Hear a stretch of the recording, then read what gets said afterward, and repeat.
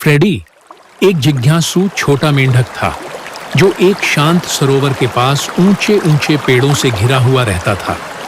उसे घूमना फिरना बहुत पसंद था, लेकिन उसकी मां हमेशा उसे चेतावनी देती थीं, बहुत दूर मत जाना फ्रेडी, जंगल बड़ा चालाक हो सकता है। एक दिन फ्रेडी ने एक इंद्रधनुषी रंगों वाली तितली देखी। वह खुद को रोक नहीं सका और उसके पीछे पीछे गहरे जंगल में चला गया। कुछ देर बाद तितली गायब हो गई और फ्रेडी को एहसास हुआ कि वह खो गया है। पेड़ फुसफुसाने लगे और चमकते हुए मशरूमों ने अंधेरे रास्ते को रोशन कर दिया। फ्रेडी का दिल डूबने लगा। वह घर से बहुत दूर था। जैसे ही डर बढ़ने लगा, एक कोमल आवाज आई, क्या तुम खो गए हो, छोटे मेंढक?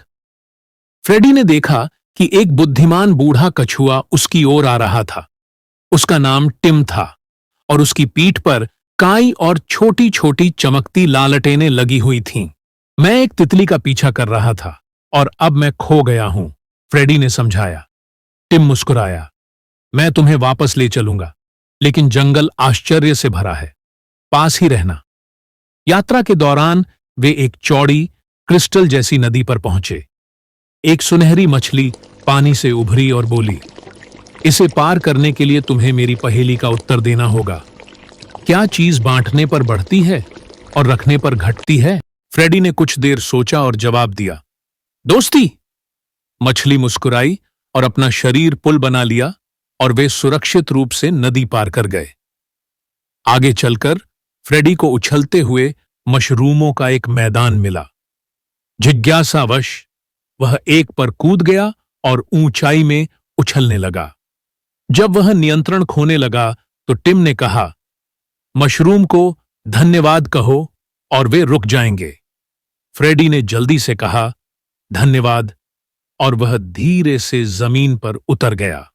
इसके बाद वे जंगल के एक अंधेरे हिस्से में पहुंचे।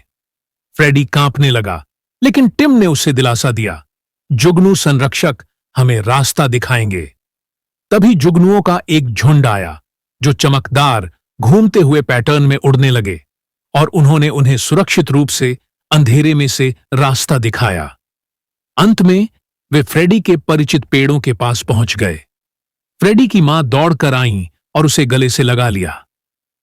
मैं बहुत चिंतित थी फ्रेडी। आंखों में आंसू लिए हुए फ्रेडी ने मुस्कुराते हुए कहा, मुझे माफ कर दो मां, मुझे तुम्हारी बात माननी चाहिए थी। टिम ने सिर हिलाते हुए कहा, जिज्ञासा बहुत अच्छी बात है, लेकिन यह भी जरूरी है कि हम उन लोगों की बात सुने जो हमारी परवाह करते हैं।